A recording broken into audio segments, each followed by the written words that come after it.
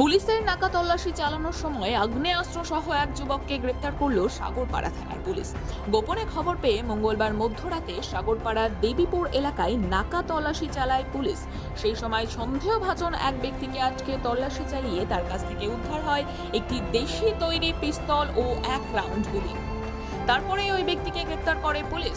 Police সূত্রে জানা গিয়েছে, ধৃতের নাম বাপন শেখ ওরফে রনি। তার বাড়ি সাগরপাড়ার বালিবোনা এলাকায়।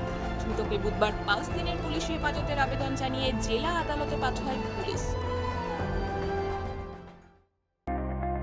লেখাপড়ার বিকল্প নাই, চলো সবাই স্কুলে যাই। ভাবছেন কোন স্কুলে পাঠাবেন আপনার সন্তানকে? চিন্তা কিসের? আপনার ডোমকল গাবতলা মোড় এলাকায় আধুনিক পরিকাঠামোর আদর্শ স্কুল অ্যামারান্থাস একাডেমি। স্থান ডোমকল গাবতলা মোড়, মুর্শিদাবাদ। এখানে আছে উন্নত শিক্ষক মণ্ডলী, আধুনিক ক্লাসরুম, উন্মুক্ত খেলার মাঠ, লাইব্রেরি ও নিজস্ব পরিবহন ব্যবস্থা। সন্তানের ভবিষ্যৎ গড়তে আসুন অ্যামারান্থাস একাডেমিতে। সন্তান আপনাদের, কিন্তু শিক্ষা আমাদের।